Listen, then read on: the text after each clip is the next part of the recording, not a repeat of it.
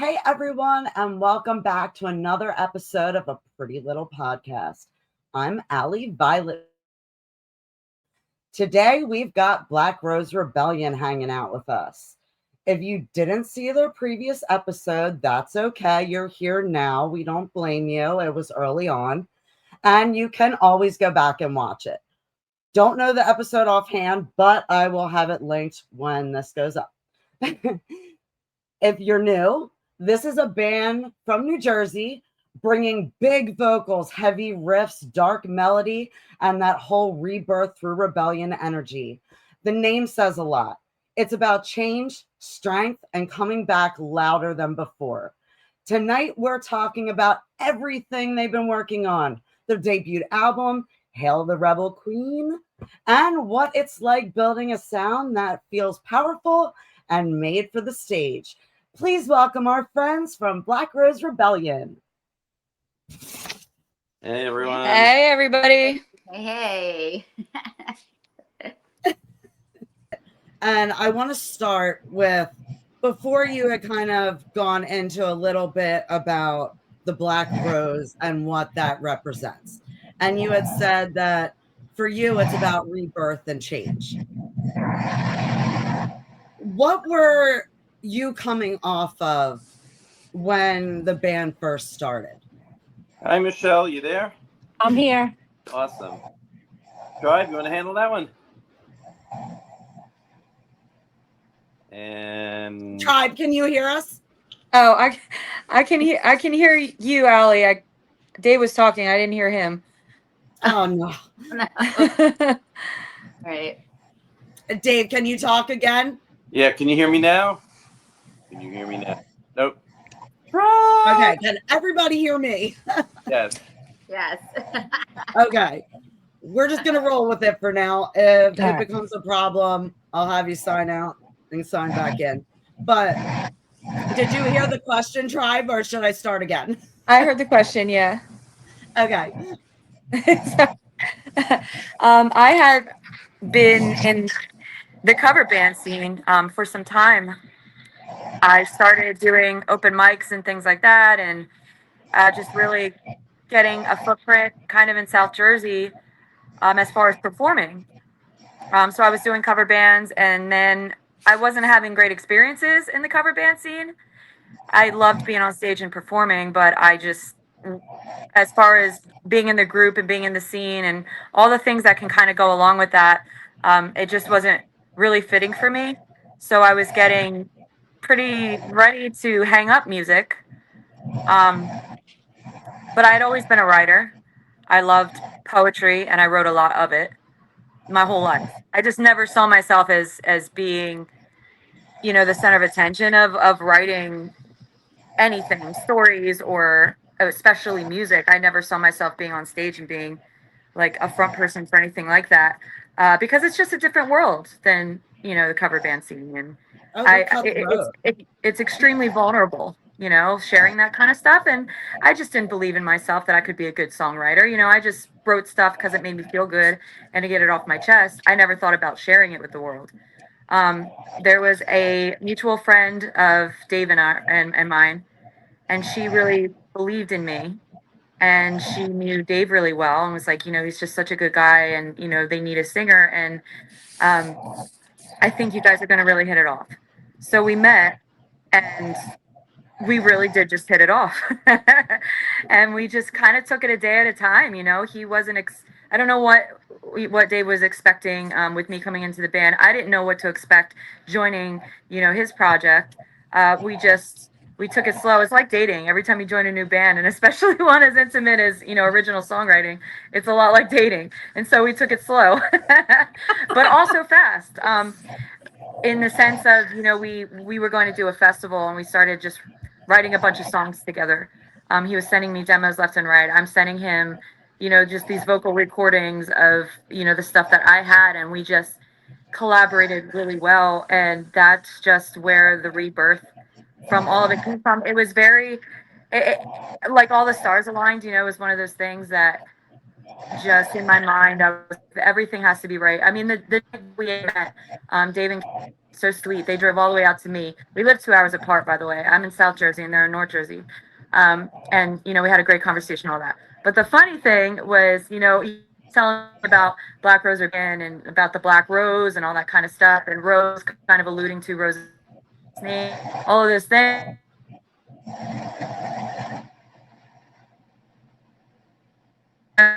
And we lost her. Oh, we lost her. It was just kind of a sign. And so the whole rebirth of not just music, but it was a rebirth for me as far as just having that faith again in music and doing music in a group, and just kind of in myself as an artist, just having some self-confidence and realizing that it's okay to share.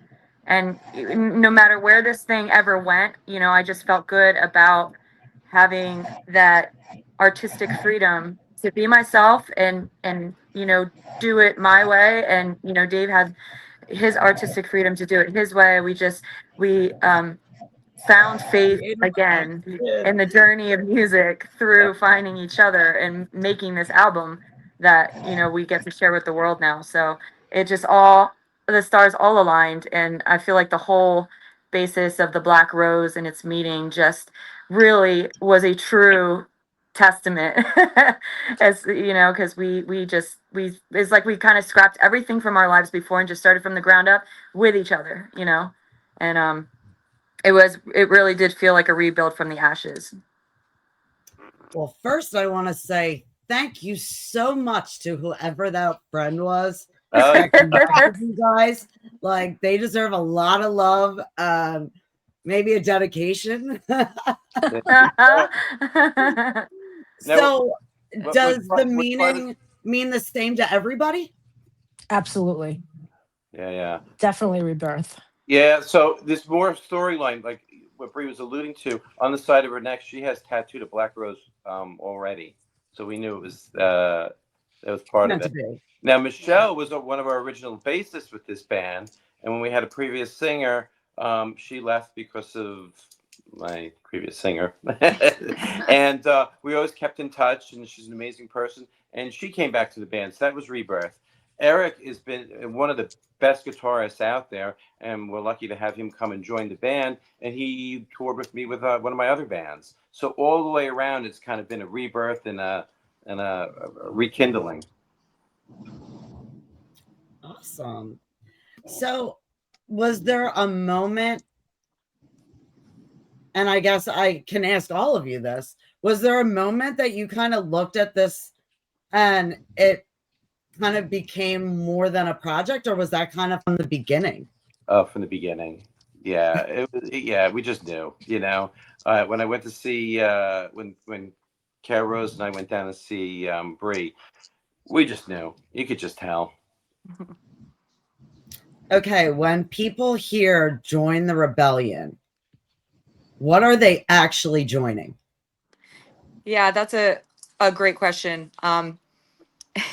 It sounds a lot like, when you say things like, oh, join the rebellion, be part of the rebel army, all this kind of stuff. It's like, oh yeah, rise up, chaos, anarchy, and all that kind of stuff. The rebellion with Black Rose Rebellion is saying, it's okay to be yourself. It's okay to be an individual, and it's okay to fight back against people, things that oppress who you are and what you believe in. Like, it's just really okay to be you. You don't have to toe the line all the time. It really is okay to just stand up for yourself, for your friends, for your family. So when you join the rebellion, you're joining this idea that is going to withstand the test of time. It's a societal shift away from confirmation, what we think we should be, into just, it's okay to be ourselves and be accepting of other people who are also being themselves, and to fight back against those people who have wronged you, who continue to try to wrong you or bring you down. It's okay to stand up for that. It doesn't have to be crazy chaos and anarchy. It just has to be, standing up and doing the right thing by you and your beliefs. So that's the Black Rose Rebellion right there. Okay, with how crazy the world is, especially right now, like, Do you get a lot of people like reaching out to you, like kind of misunderstanding what that means? So I mean, speaking for myself, people usually ask, but to be honest, we've built live shows have been the backbone of us as a group Oh, we're getting playing there. those live shows. And whenever we play those live shows, I mean, our songs, when you hear them, they have a lot of drive to them. They're hard, they're heavy, but they're not these sad, angry themes. We find out these live shows that people are smiling and they're fist bumping each other and they're fist They're bumping us afterwards, dancing. saying, and they're dancing and they're swinging their heads. And it's just been a really positive reaction. It's like they may not necessarily understand what exactly the rebellion is, but they're also not thinking about it. We're not putting them in an angry place. We're putting them in a really happy place. So it tends to be, just in my experience and my personal belief, what I'm saying is just that people are um they're understanding the brand without knowing that they're understanding the brand, if that makes sense. You know what I mean? It's been unifying people and making those few minutes that we have on stage with them one where they're all high-fiving and getting along and rocking out to the same songs with a smile on their face. So it's never been a result where people are asking us afterwards about, oh yeah, F the man and all that kind of stuff. I've not gotten any of that. It's just always been positive interactions and them just enjoying the music.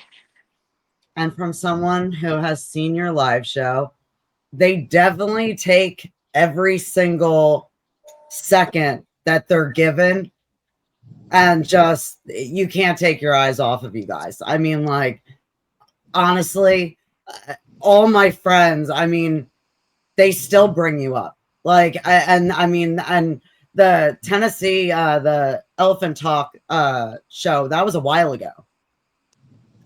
And I mean, you guys were great. Oh, thank you.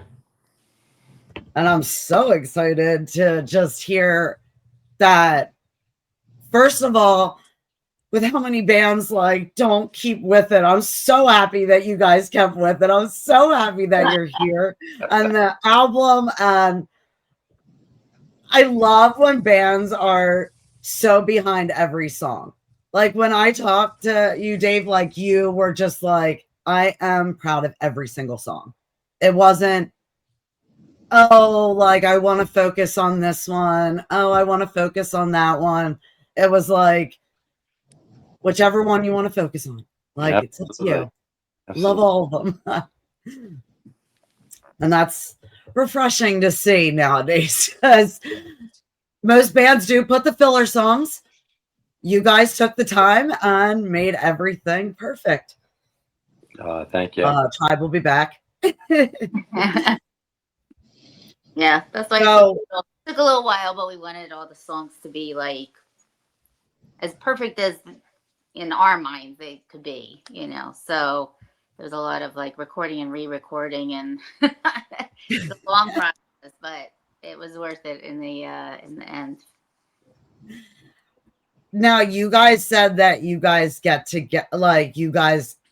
you and Tribe kind of just hit it off right from the bat and just kind of made music. Were there any songs that you kind of disagreed about, but you guys kind of hashed it out and the song kind of was transformed to a different place? Yeah, actually, Affliction. The producer and I kind of rewrote the song, made it a little heavier. I played it for Tribe, but I could see in her eyes that's not what she intended. So I took it back to my studio and revamped the whole thing and represented it. And it was exactly what she wanted. It's a beautiful song. The guitar work is really solid. Her singing is just incredible on it. And her thought process and lyrics and lyrical imagery is just amazing. So now that you're back, I do want to ask about the whole like rebel queen imagery. And it's a big part of the band, like especially right now with this like kind of movement that you're starting. How did the identity kind of come together for that particular aspect? So that was something that that was a voice that I found kind of along the way through the process, through writing these songs. And as you know, I'm writing songs, I'm feeling just a little more empowered and a little more confident in the stories that I'm telling and the stuff. When I got to Hail the Rebel Queen, which was just such a cool song, that was my favorite one. When Dave was sending me demos and stuff, I was like, man, this one's so cool. And there's a lot of influences into that song, but it ended up being, I'm not sure where Hail the Rebel Queen, like in my brain, really came from, but I just remember I was writing this, and the first line that came to my brain was, "She demands her roses are all painted black." Fitting for the band because we're called Black Rose Rebellion. But I was also thinking like Alice in Wonderland, who painted my roses red? You know what I mean? So it was just that, like, it really was. So I was like that, you know, maybe that's where the Queen part came from, was that Alice in Wonderland reference in my head where it's like, don't let people tell you what color to paint your roses. And then the song just kind of went from there to where it's a song about just, you know, being yourself, and she's gonna march to the beat of her own drum and go out her own way and do things her own way. And you know, even if the place that you live in is this dark corner where you're just introverted and just that's where you live and that's where you're comfortable, like, it's okay. Why would I seek the light when I'm okay right where I'm at? Because that's just who I am. And that's what the song, you know, means. And that's what the whole, I mean, brand of Rebirth, and you know, being an individual and being okay with yourself, even if you're still growing. You may not be there yet, but that's all right. Just keep growing and keep being yourself and just keep doing, don't sacrifice your own convictions and everything. So it came out in the form of, you know, Rebel Army, all of these people who share that same belief and who will fight for each other and who believe in each other and support each other. Hail the Rebel Queen being that idea of, you know, forever long live individuality and self-acceptance. So that's, I guess, where that journey kind of brought me into that song, where I was just able to kind of encapsulate whole that whole dynamic. Now, does everybody have an inner rebel queen? Absolutely. I know my bandmates do. Definitely. And you want to know something too? Like when we first formed this band, there were some people out there who weren't very happy about it, and they tried to bring us down. And it was, we would literally live that, getting bullied and having to stand up and say, you're going to stop doing this, and we're not going to let you phase us. We literally went through that. So I know my bandmates have it, and that we really live this stuff. We're not just, you know, playing cool riffs and singing high notes.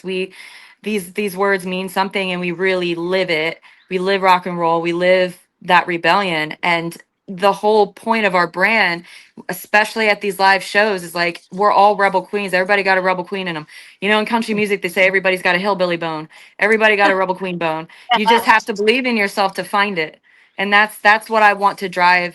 That's what I want everybody to know us for, is if nothing else, if it's not, oh, maybe our music isn't your taste, or maybe, you know, you prefer this band over this, whatever it may be, if there's any takeaway with your experience with Black Rose Rebellion, it's that we believe in what you've got inside of you. Well, I just want to say, I'm sorry that you were bullied, but that makes us like kind of even better to kind of throw out there right this second, that I don't know too many bands that I could literally message Jade Starling and ask her if she wanted to co-host, and her actually like be bummed that she had a gig and couldn't be here to co-host an episode with you guys. Aww. And literally told me, she's really fantastic. Hi, congratulations about the new album. Like, you have big people supporting you, so all those bullies, like, they can fuck off. Exactly. Oh yeah. Exactly. Yep. That's it. No, she's wonderful. Thank you for sharing that. Yeah. And whenever anybody's struggling, just reach out to that inner rebel queen. I think that's such a great message to push with people. And I think, so many people are struggling and going through things that, unless you're going through it, you can't even imagine.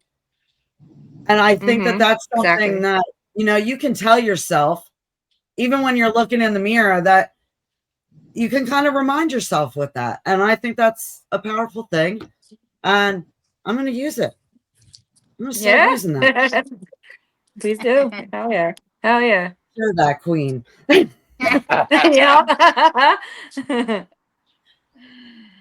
So I am going to start talking to everybody else, but I do want to kind of talk about vocals for a second, because that's a big part too.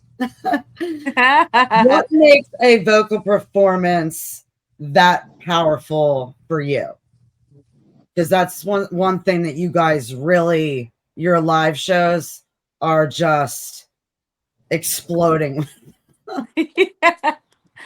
Well, first and foremost, anytime I get to be on that stage and sing this stuff, especially with my bandmates who, have been nothing but supportive to me and just believe in this music that we're making, I'm already pumped up when I get on that stage. Dave has not made this project easy for me vocally. I have been challenged left and right. This stuff is not easy to sing. It's a lot. And it's those kind of vocals that, like, you always have to be on your A game to really get it across. And I'm not always on my A game. But when I get on that stage and I realize that, in live music, mistakes are going to happen. But when I see those people out in front of me and, I have that crowd just in the palm of my hand and they are feeding me energy, I swear that crowd energy makes or breaks a vocalist's performance. When you got a dead crowd, people aren't listening to you, you're not trying very hard, you're overthinking things, you're not enjoying the moment, and you're not remembering what it is that you're singing.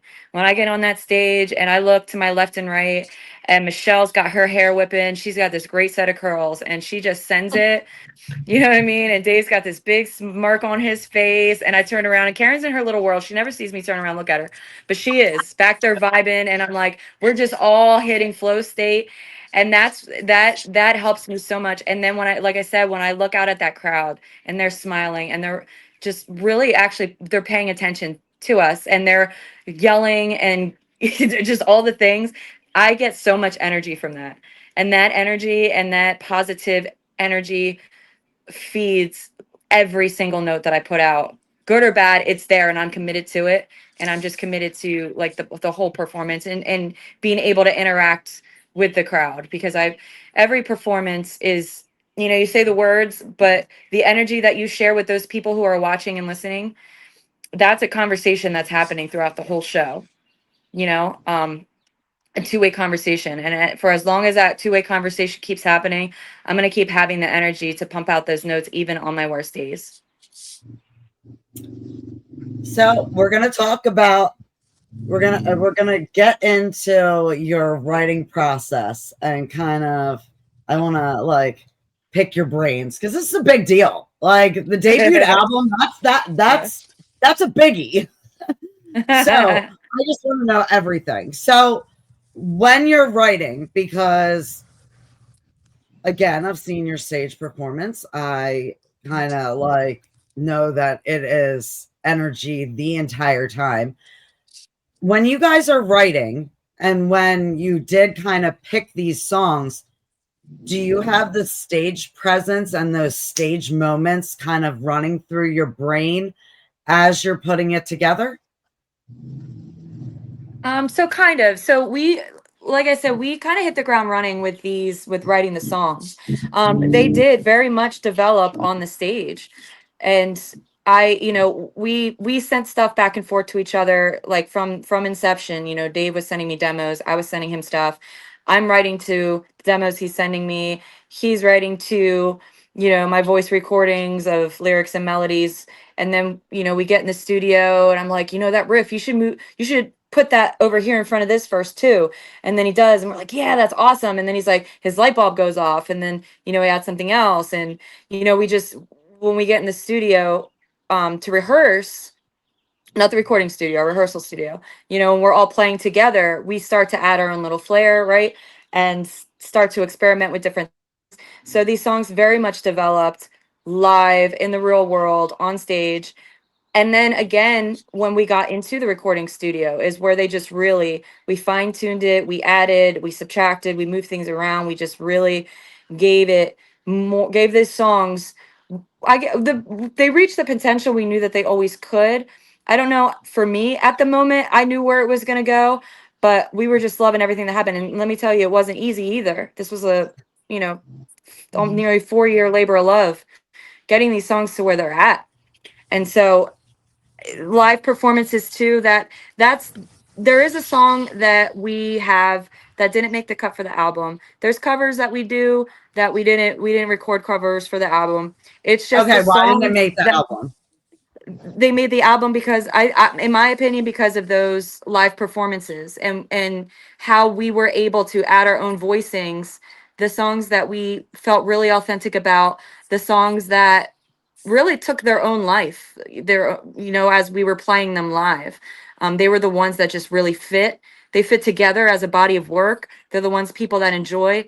And I've always had this very strong belief with music, original music, that you gotta let the fans tell you what they like too. Don't just push what you think the world is gonna like. You be true to yourself, and the fans are gonna tell you what they like, and you let that fly. You let that ride, and that's what we did. You know, so not everything makes it, but in this particular case, for me, it was, and I think Dave feels the same way. You know, he'll speak on his opinion on that, but what we were playing live, the life that those songs took in the crowd, people coming up to us after show being like, oh, this song was my favorite, that song rocked, I love what you did with that song, you know. So we were getting real-time feedback, and that's the beauty of boots on ground, playing live shows, and not just being an internet band.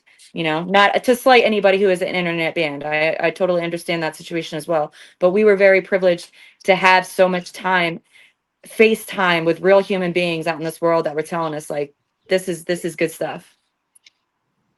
Well, you kind of have earned that right to kind of talk about it, because you did do the cover band thing. You put your time in, like, you know, I'm sure you've been to those shows that like didn't work. And, you know, a lot of people, those are the shows that really make the artist. That they're the ones that the artist is like, I never want to have a show like this again. Mm-hmm. I'm going to change it up. This is where I'm at. That's a really good point too. It does change you as an artist when you know, get to do those live performances. I've seen it a million times. You can have an incredible vocalist or incredible musician, but you put them in a band on a live stage and they're like a different person. You know, there's a disconnect there, and it's just not for everybody. But you will find out, the world will humble you, and but in a good way too. It just makes you a better musician and better performer when you're responsible for every note, every action that happens to entertain those folks. You're under the microscope up there, you know, and the world will humble you real quick, and you will either adapt or you won't. But it absolutely made me a better performer and a better artist, and just really showed me who I was. Dave? Oh, how are you? Yeah, you know, it's so much said about the live shows. We had so many amazing experiences, even from the get-go. We had a funny situation. We were opening up for Sponge and then doing this great guitar solo. Oh, Vinny, I love him. Yeah, and Tribe's whipping her hair around, and it whipped right around my headstock. It sure did. So I'm sitting there, and I'm still playing, and she untwined herself in like 30 seconds less, and I knew that was it. That was just it. It's always been a flow from day one. That's a TikTok moment right there. Yeah, like the moment that makes you go viral. Yeah. And that's not the only one. No, well, remember we were when we played at the Landis and your guitar strap came off. Yeah, I sat down on the drum riser, and Bree came over between her notes, comes over, got me all set up, went back. We didn't miss a beat. And I did make a TikTok out of that one too. Yeah. You rocked that hard, you rocked your strap off. That's it. And it's been, but it's like no matter what happens on stage, like we figure it out. Yeah, and the bandmates are all seasoned. Michelle's been doing this for years through the New York clubs. Eric's been doing it for years. Did some touring, and everybody's like so together on stage. It's amazing. I was laughing. I there was one gig that I had a little miscue, and our drummer saved my butt and filled in this great fill out of nowhere. I'm like, oh wow, you saved my butt. It's really cool. And I realized live music is just absolutely awesome. And that's, again, like Tribe said, that's how the album was really built. We were in the studio for about 2 years on this. And it was, the songs developed so much better as the band's live shows became more in depth and bigger and more seasoned.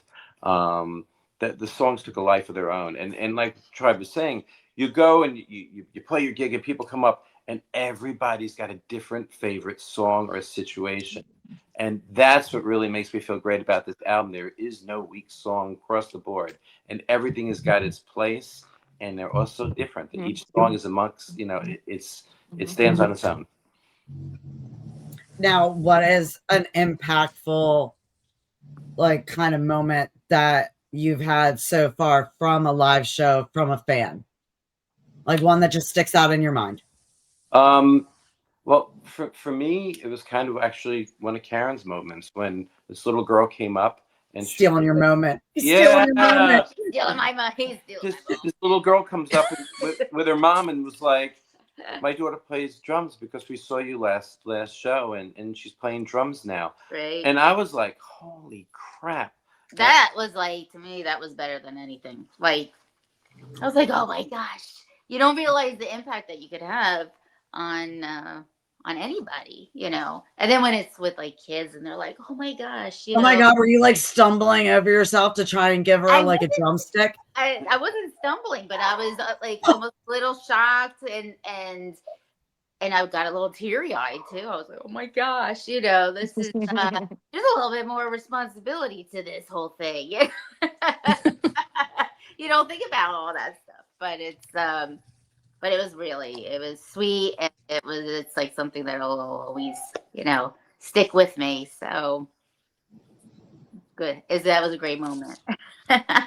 Dave always Eric, Michelle, riffs are so awesome.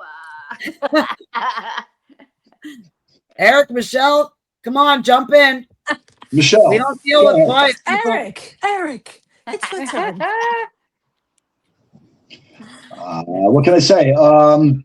I've known Dave for quite some time, and Karen, and they keep great company. So I knew going in that it'd be a drama-free, great musical experience. I've been in bands where there's a lot more than necessary to get it going, and they just made it very simple. I come in just to support and let Dave pretty much, do what he's got to do, and stay out of the way. And it's a nice spot to be in and watch them shine and everyone grow and go the path that everything's going. So it's been a lot of fun. Michelle? Yeah, this is like a family. Everybody has their own individuality here, and when we come together, it's really powerful. And we're bringing that female power to it too. You know what I mean? So I'm very excited for this album, for everybody to hear it. It's gonna blow some minds, and a live show. So I definitely want to hear what is going to be the first single, and let's get into it. Tell everybody what you're bringing, what you're thinking as far as a music video. Did you guys already make the music video, or we not for made this two one, but we made two that are absolutely drop dead amazing. Yes. Hail the Rebel Queen was a 2-day event of 90 plus degrees, air conditioning back and forth. And then the second day we had drones, we had all stuff going on. And the second day was shot at the studio, which was a little more comfortable, but everybody had to get sprayed down except me, you know. There was we had fire so much too. fun with that. We were like kids in a candy shop doing that Yeah. I mean, we might have been a little bit on the miserable side until on day one when we were outside until the sun started going down. But I'm telling you, Oh, she'll be back. Yeah. But yeah, so black screen. That just means reception. Yeah. So basically, the one that you're actually getting this album first. You're the first person to play any of the tracks on it. We got to click our label for you, and I think you're looking at "Dead Man Running," which is really an amazing track, and Tribe will describe her ideas behind it. But for me, musically, I had that AC/DC power chord, hit you in the face kind of feel for that song. Now, when do you guys have a timeline of when the video will drop?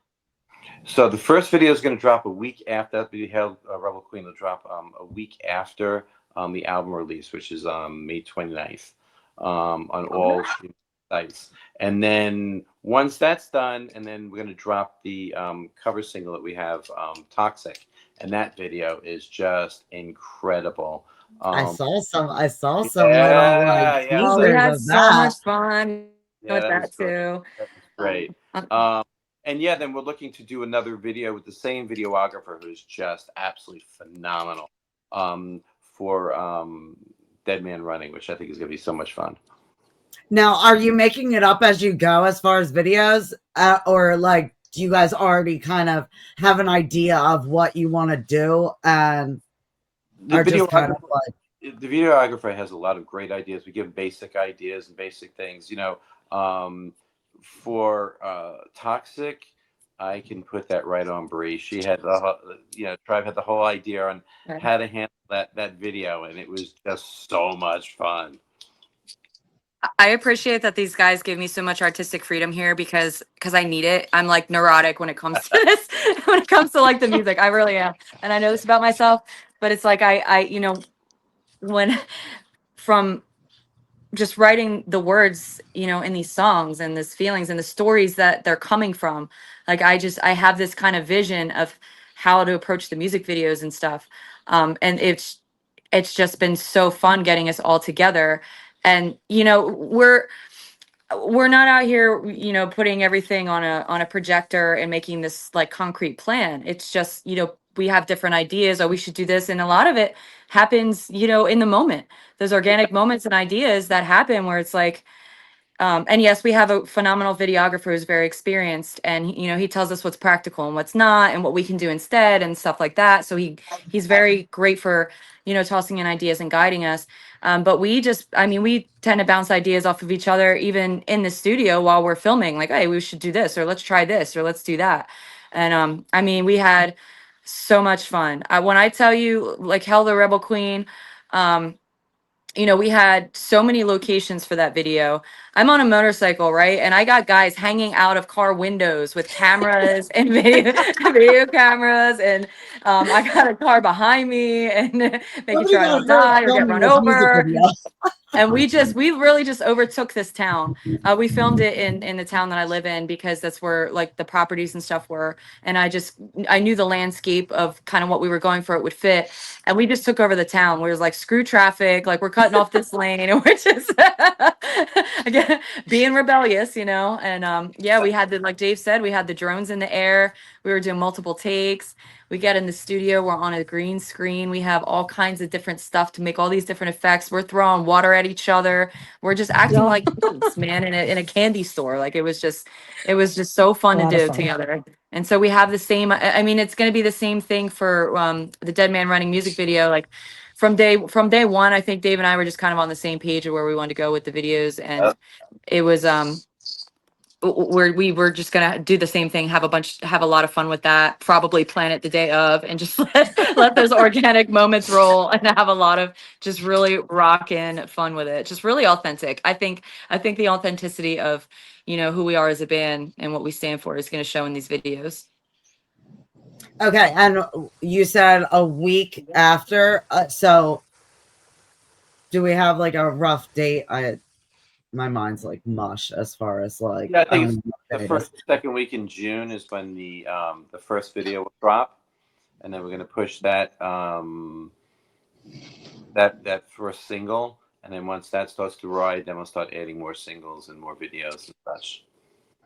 Okay, and our viewers love to hear about Easter eggs and stuff, so I do want you to at least give us a couple things to look for when the video drops that viewers can kind of like point out and maybe like engage in the comments, because we all got to add to that algorithm.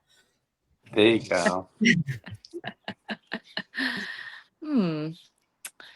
Well, I would say that there's probably a lot in Toxic, because we wanted to, you know, pay tribute to the great Britney bitch. But we wanted to do it, you know, our way. So there's just a lot of little things in there that you'll see that, you know, alludes to Britney Spears, to the theme of the song itself, and how we tie that into the theme of Black Rose Rebellion and who we are, what we stand for as well. Pretty much kind of why we chose the song. You know, it was very fitting, and to put the visuals in there to connect Black Rose and what we stand for to the theme of Toxic, and why, you know, genres can bend to each other and still work, you know, because despite genres being sonically different, they're so fundamentally the same. And so I think Toxic is just a really good example of, you know, how that's possible. So with the title, Hail the Rebel Queen, that's pretty bold. What made you choose that for this chapter? So Hail the Rebel Queen, the song, became our anthem because of, you know, everything that we had previously discussed. What I didn't say when I was talking about like writing the song, I was in the Army for 13 years. Music is what I came back to transition out of service. It just really helped me. Being able to, you know, write my stories really helped me. But that's kind of where the whole my brain is programmed to the whole, you know, power numbers group army, and I was in the actual army. So just the rebel army, just that kind of idea, that language is what came to mind.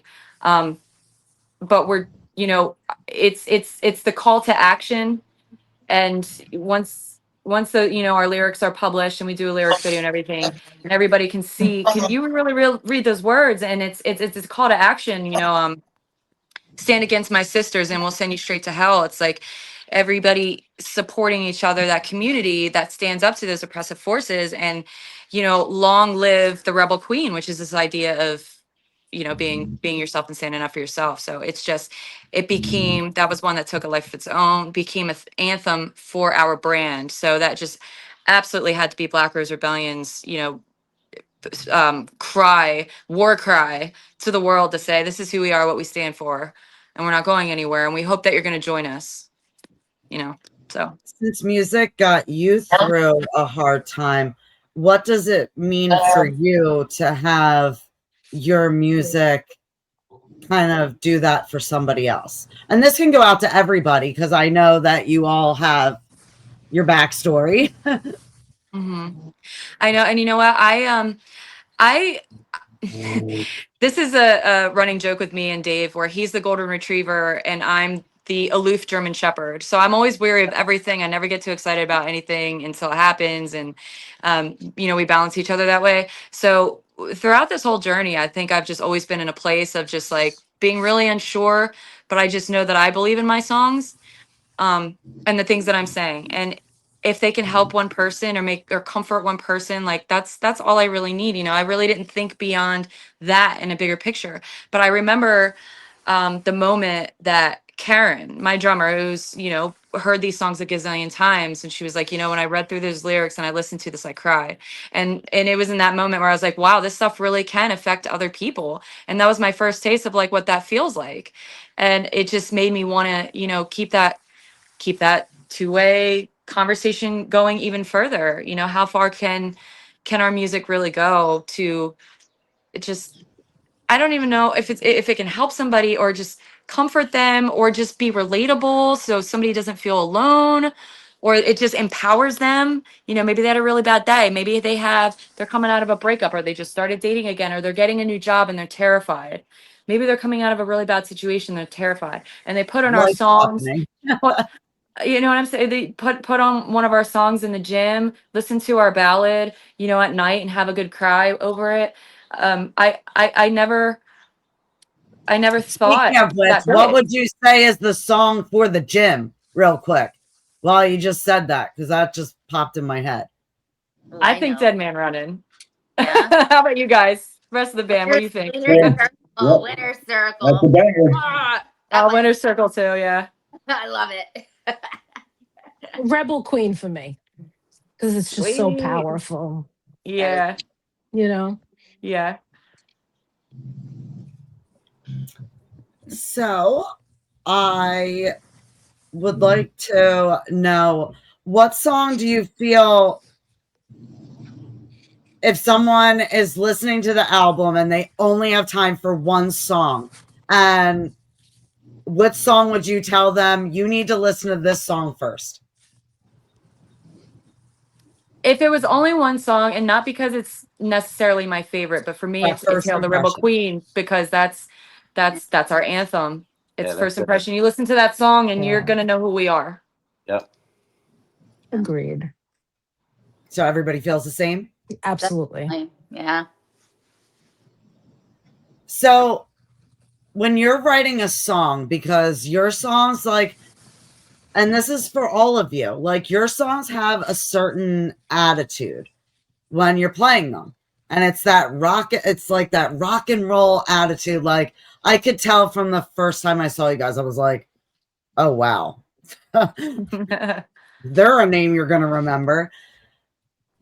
How do you take, because I'm watching like a lot of the younger bands and they go into it with an attitude, but they take it too far.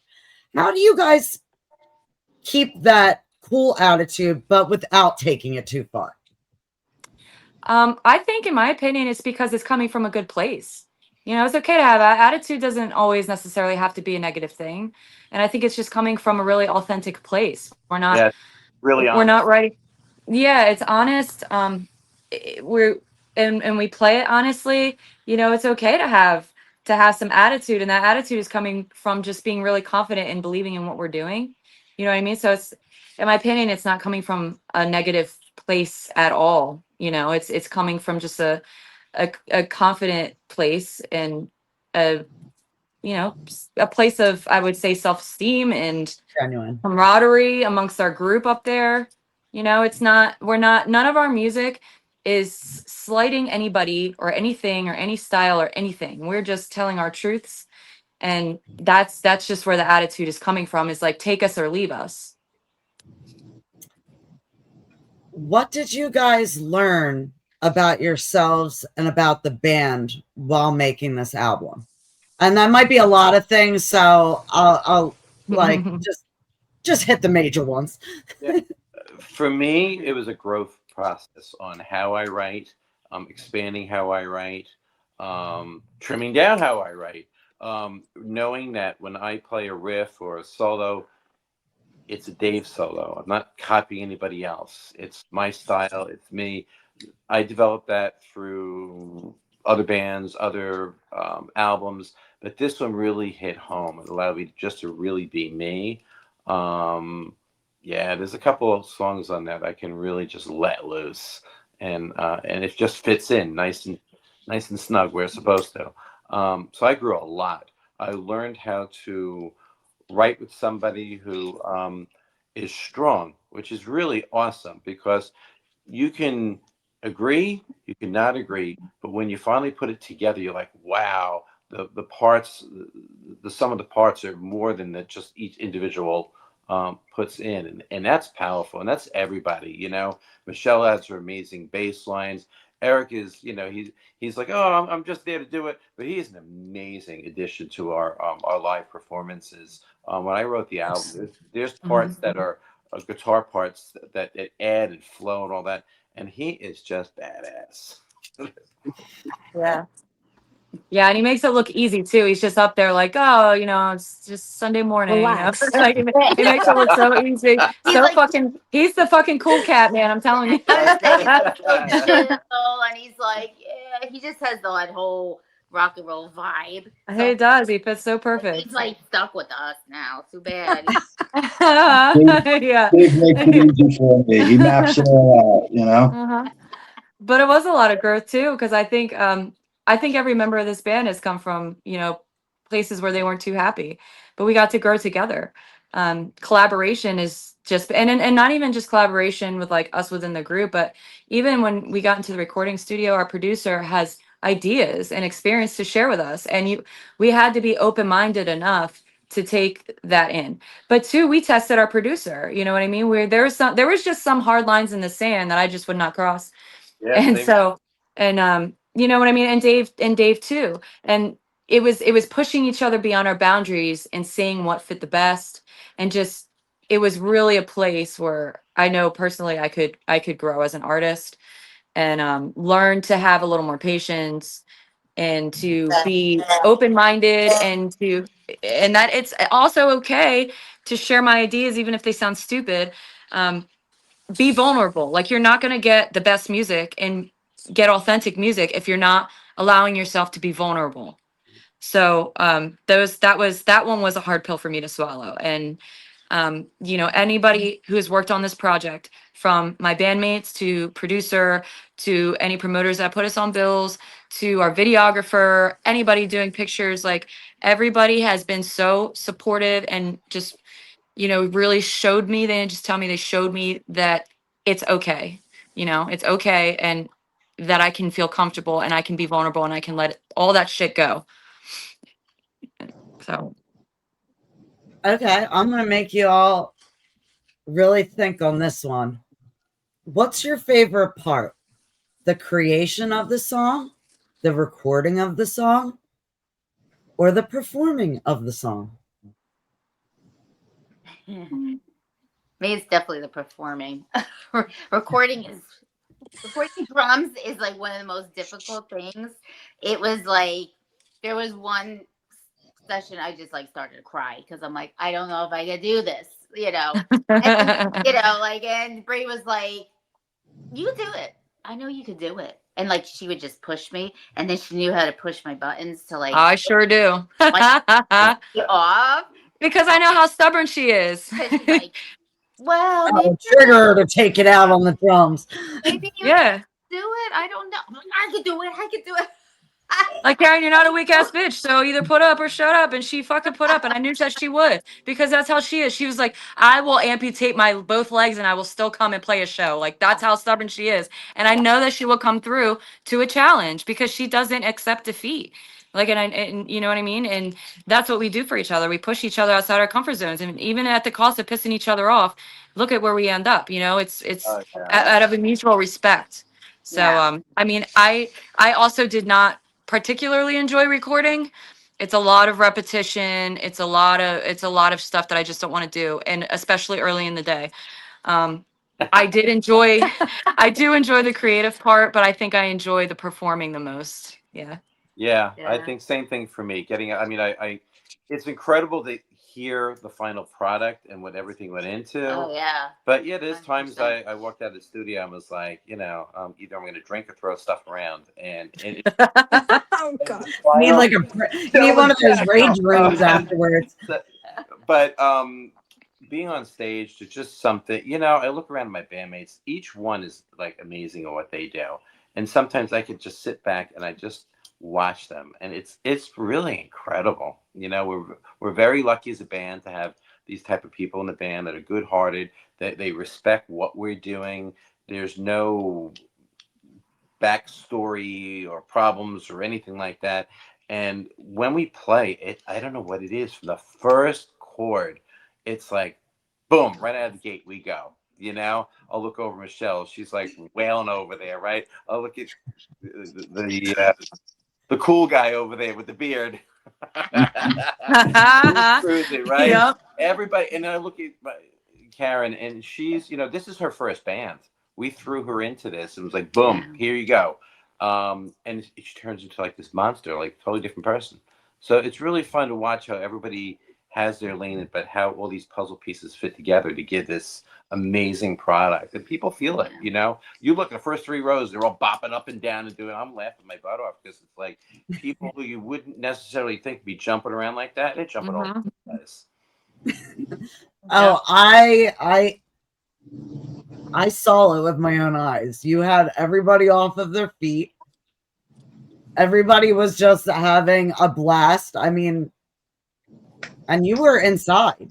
I mean, like, I can't even imagine you guys at a festival. Like, yeah. I mean, that's got to be a good time. Absolutely. For sure.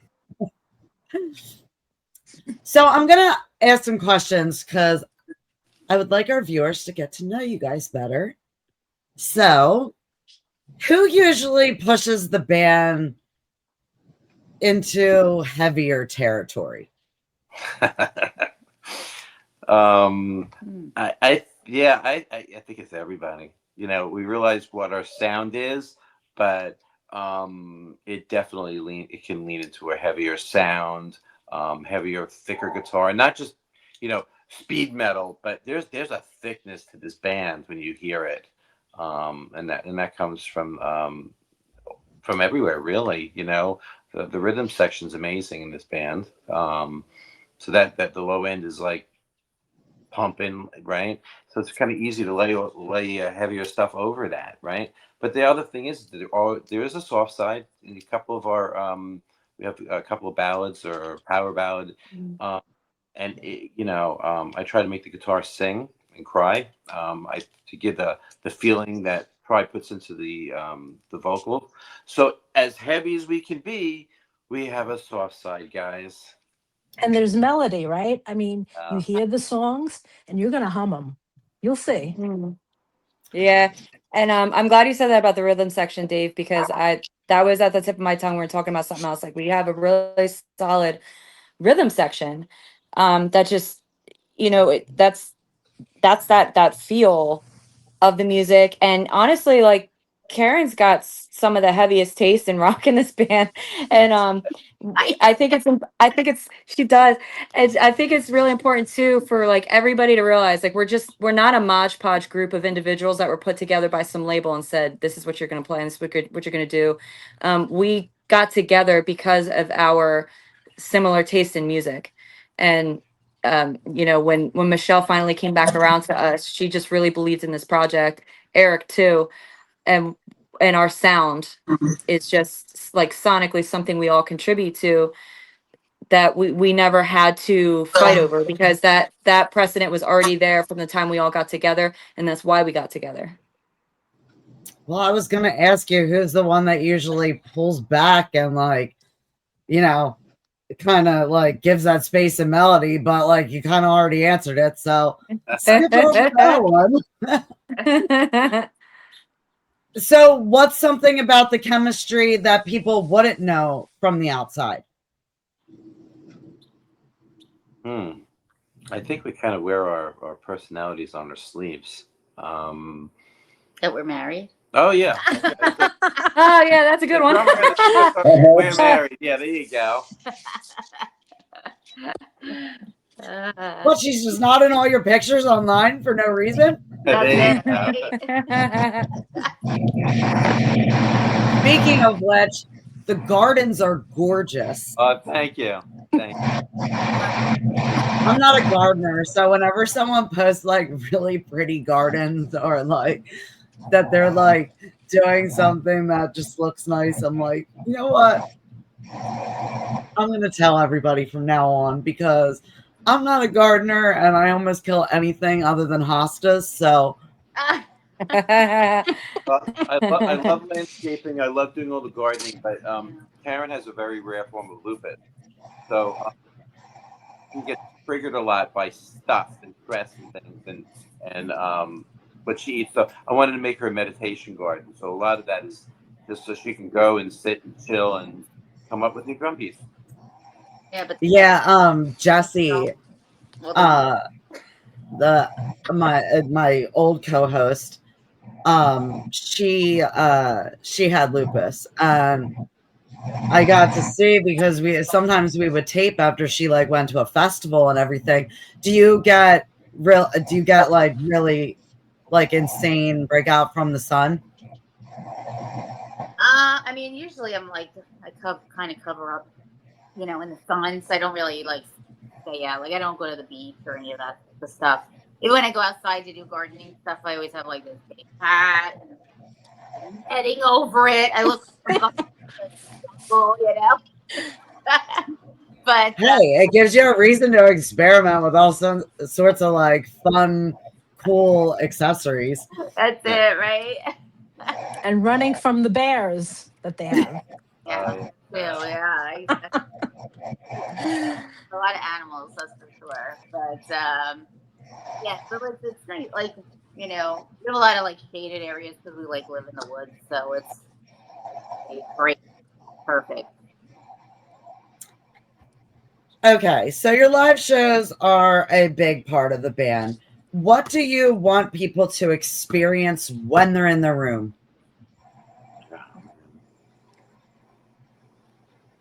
For me, I want them to experience feelings that they didn't allow themselves to feel. That's what music did for me. And I wanted to make music that can do that for other people. When you're alone in your room and you're really listening to a song and you're tapping into feelings that you don't allow yourself to normally feel, I hope that people can take that away. Whether they're like super sad emotional ones that cause you to cry, because we have a couple songs on there that can do that. Or would you maybe be it's okay just with a cry pit? Because that's like a thing now. Like, people have cry pits at shows now.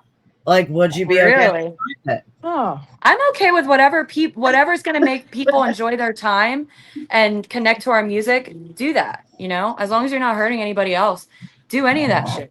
And it could be like, I was a little kid that would listen to I don't know, whatever, probably Pink or Britney Spears or something, and be standing on my bed jumping around and singing to it, because I felt really confident in that moment when I'm listening to that song and emulating the energy and the situation that's happening in that song. I hope people can go to their room and listen to our album and be like, this is a band that understands human beings, and I was able to tap into these feelings that I wasn't able to before without music.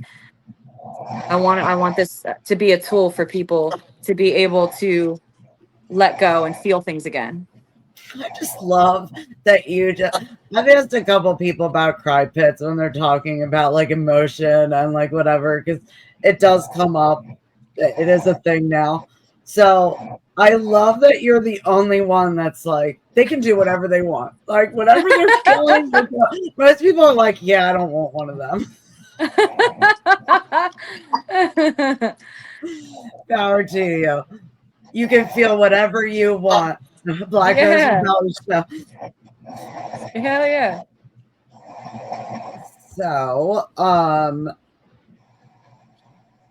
So is there a moment in your set where you usually just feel the crowd just lose it? Like, do you know that there's a spot that it just happens? Yeah, for me, it's Walk Along the Grave when I break out the double neck guitar and it's 12 string. You can just feel the whole, what's that? What are they doing? And it's like a shift. And you can feel everybody is tuned in. And then the song comes in, and then the vocals are so powerful, and the lyrics are so emotional. Our shows and the album is a sonic ride. Takes you and you go places, and it's contained to each song. So yeah, that one for me, I go over to the guitar stand, I pull that out, and I just know the whole audience is gonna have that moment. Wow, and that's pretty cool. Even that was going to be the one for me. Is like that's the point in the show where you see a shift. I mean, people, not to brag or anything, but from the first song, which is usually like Winter Circle. I think it's Winter Circle. I forget what order we do it in, but people are usually pretty tuned in. But we do, when we get to Walk Along the Grave, and I'm convinced, you know, a blind man would have the same reaction. Just to close your eyes and listen to it, because it does take you on that journey. And you think that it's just going to be this ballad and you're not sure where it's going, and you're like, this is nice, like what's happening here. But then when it modulates and it takes that turn into Not Your Face Off Land, like people love it. You see like their faces light up, they're locked in, their phones come out, and they're just, when that chorus slams, they are just locked in and they're slamming with us. So I totally have to agree. That's that moment in the show. Anybody got any other moments, or are we all kind of agreed? That's the song. That's the song. It It's one of our favorites to play, for sure. Now, you mentioned all of these things when you're putting together your set, but do you build your set around the energy, the emotion, or whatever hits the hardest? Like, is there one that you kind of start with and the rest kind of is built around, or it's just different feels every time? Well, a lot of it has to do with just the practicality of things like tuning for our strings, vocal rests for me. But again, our live shows have just kind of evolved from day one to now. So we just kind of know where to put things. You know, we have the basic stuff like where we need to take rest for this or that, what makes sense for the guitars. But we'll move stuff around based on, you know, how they've been received in depending what room we're in. So we'll just, but again, we don't have a bad song. We don't have a song on that album that hasn't landed in a live environment. So I don't think that it really even necessarily would matter if we started switching stuff, if we flipped the whole damn thing around on its head. I think that it can work in many different orders. In fact, we went back and forth even to figure out what order we were going to put the album in. Oh yeah. Because they're just combinations that work. You know, it's our music is very balanced. It's not we're gonna put, it's not like it, so, you know, in cover bands and stuff, it's like, oh, let's put the easy stuff in the first set, or the slower stuff, or the stuff that maybe doesn't land as well, we'll put that stuff in the first. No, we don't. Our set is all strong, and other than the practical reasonings, it's just been kind of like, we've been to this festival before, we've been in this room before, you know, let's put this here, or hey, maybe we just feel like switching a song into another place, you know, that day. So what do you guys have coming up as far as live shows? So right now, because we've been concentrating on the album stuff, there's a whole bunch of stuff going on.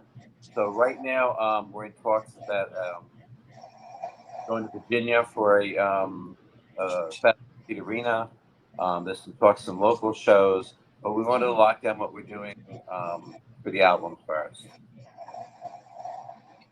Now, is goal to kind of play more like intimate venues? Is it more to play some bigger festivals, or is it like where is your goal as far as like, will you be touring? So things are definitely taking on a life of its own over the last few days, with conversations with people in the business, radio station people, things like that. So I think festivals, if we went on a tour for a week or two, or weekend stuff, I think that's great.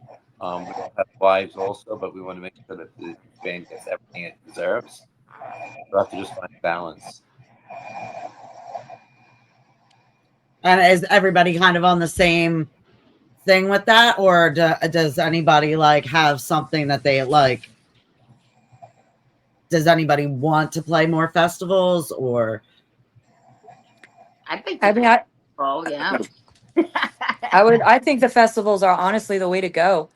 Not only do we get to meet other bands, but we get to be in front of so many different people, so many different walks of life. I think festivals are just a great way to get out there and play for people, because you play on certain bills at certain clubs, people buy tickets to that knowing what kind of music it is and who the band is. But when you're at a festival, you're at the mercy of whoever's playing that festival, right? So you're forced to listen to us, and we're able to, make believers out of some people who maybe just aren't into hard rock or maybe have never heard of us. So somebody who's never heard of us probably isn't buying a ticket to go see us at one of our typical venues, but you come to a festival and you hear us and you're like, who's that band? And so I think it's just a great way to reach out to folks who wouldn't normally otherwise be able to find us. Now, what has been some moments with the festivals that stick out in your head? Oh, I have a good one for that, but go ahead. Go ahead. You look like you want to say something. Just for me, it's just again goes back to just watching how people react. I like to watch people. So even though I'm on stage, I'm into what's doing. I see everybody's out there. Some musicians don't really see that or pay attention. They're in their own realm. I watch the first row to the last row, and it's just amazing to see. And it's cool when you have other bands that maybe you like as younger, or other bands out there, and watching them come up to and react. That's been pretty crazy. Yeah, I have a very memorable moment from the last festival that we did. And after our set was over, I had this couple come up to me, and they were just like big fans. I was like, I'm so glad you enjoyed it. Here's our QR code. Scan it so you can pre-save our album that's coming out May 29th. Did my whole sales pitch thing. And I'm like, so, where are you guys from? And she was like, well, we're from out of town. She was like, we were in town for another concert that we're about to leave and go to now. She was like, but we could hear you from our hotel, which was like a couple blocks away. She was like, and we liked what we heard, so we just wandered in here. We didn't know it was a festival going on. Oh my God, that's awesome. So I was like, that's the coolest thing I ever heard, ever. I'm like, you walked like 1 or 2 blocks because you heard us playing and you liked what you hear and you wanted to come check us out. Like, that was just such an amazing thing to hear. And they're in town for another, like, real big concert. So that was just so cool to happen. And yeah, I can't say that that's ever happened to me before. I don't understand people that like go to festivals with only one band in mind. Like, I've just never been that person. Yeah. Like, I always go to a festival like with an open mind. Like, I've met so many, you guys included, at so many like cool festivals and shows. Like, I don't know. Yeah, I like to get there right as the first person's hopping on, and I'm sitting there all the way through. That's awesome. Yeah. So we are getting a little closer with the time, and even though I could sit on here probably for hours with you guys just hearing every little thing, like, I know you guys do have lives and you guys have been really busy on all different, you've been on a couple podcasts, and yeah, you guys are definitely like doing your promoing. Yep. Yeah, making the rounds. Yeah. Do you want to just give everybody one more time before we kind of show them the surprise? Do you want to tell everybody when the album drops, when the music video drops? One more time, just give us those dates. So May 29th, our album is being released through Sony and Pavement Entertainment. You can pre-save it now on all platforms, and then the videos are going to drop sequentially about a week later.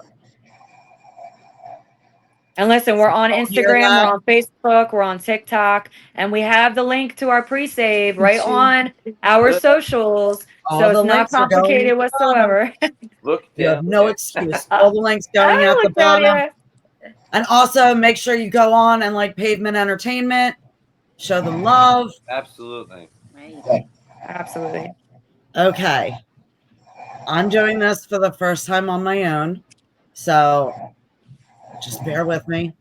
Okay, and boom.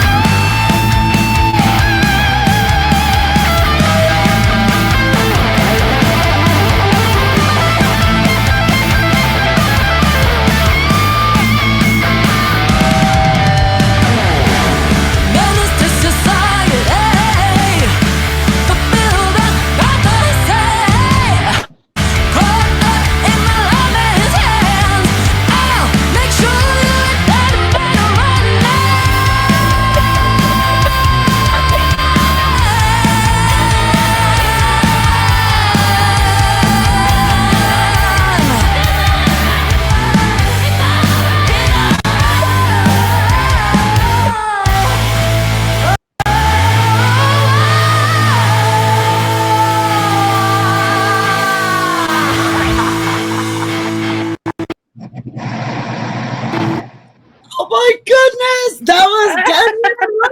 Oh my god, so good. That was my first time hearing it. Like I made. Oh, hold on. You're there. I made sure I told Dennis, I was like, I cannot hear any of it, so you just have to like check everything yourself and make sure that everything's good. It's exactly what I expected from you guys. Like I had expectations, but you guys exceeded them like that. It was amazing. I heard every single one of you in there. Thank you. Oh, I was so excited. That was so good. Awesome. So, can we know a little bit about this just so that I mean, I know that you don't have the music video done for this one yet, and like it's not there yet, but what was the inspiration behind the song?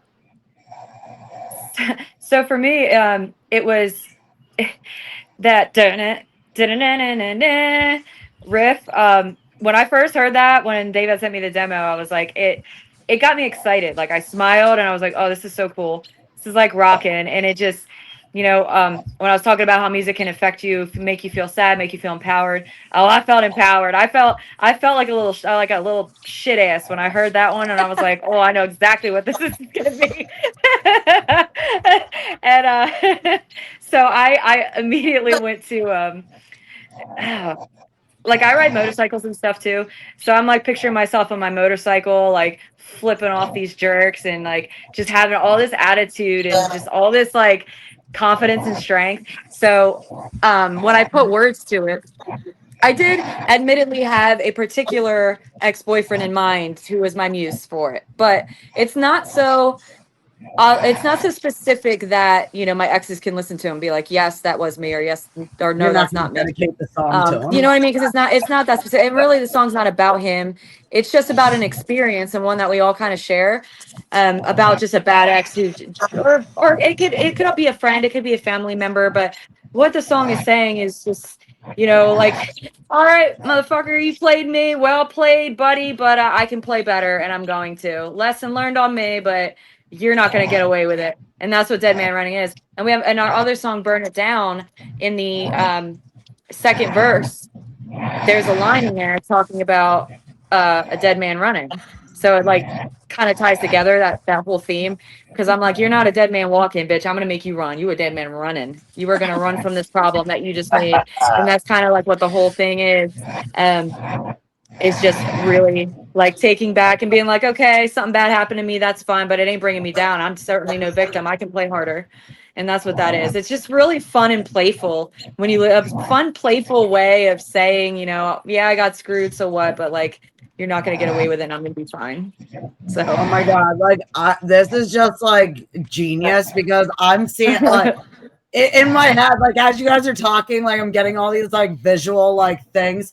Like, oh my gosh, since you guys did the cards last time, which I do have your cards somewhere, but it's in like a frame, like on one of my podcast boards. But oh my God, if you did wanted cards with the wanted signs, you could sign wanted signs. The band wanted signs and sign them. Oh my gosh. Yeah, absolutely. Because it gives you that like outlaw feel, like you get it, right? You hear it and you get it. You get what the song is about and like what it's supposed to make you feel. And I it's feel just, it like makes that's me the laugh when I song that listen would be to it. playing like when something crazy is going on in a movie. Like that's the song. Exactly. That's the song that's playing like while like the intense scene is going on.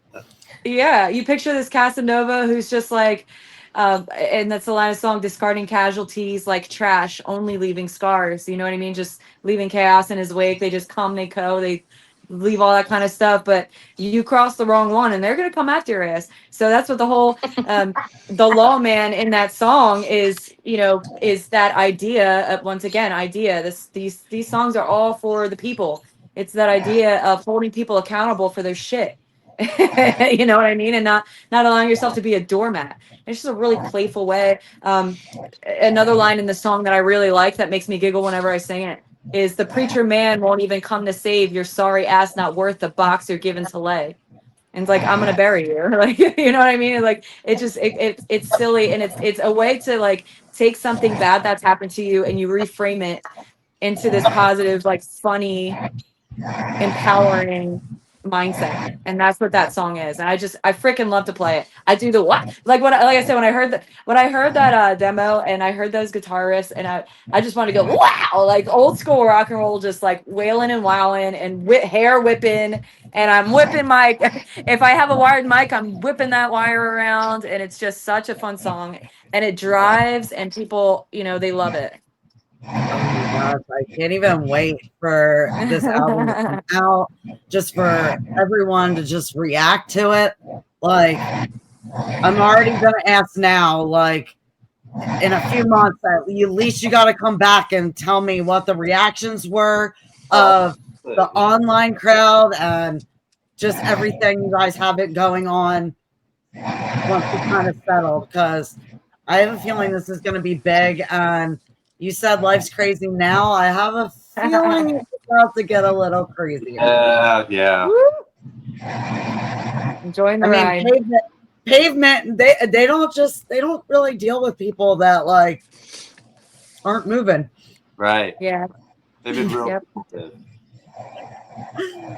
But oh my gosh, thank you guys so much for taking the time to come on. Absolutely. Thank you. Thank you. Oh my gosh, always rooting for you. We will make sure to post everything for your release. Thank you. This will air on Wednesday. Thank you so much. Thank you very much. We appreciate So it. much you. fun. Yes, thank you. I hope I didn't ask any questions that really anybody else covered. No, we're good. No, it's amazing. Enjoyed And it. thank you so much for trusting me with the release. Absolutely, Yeah. sweetheart. Thank you. Thank you. You're the first Thank you person so much. to play our I know, that was song. so exciting. I Oh, felt so thank much you so much. adrenaline when you. That's great. Thank you so much, honey. Bye. Thank you.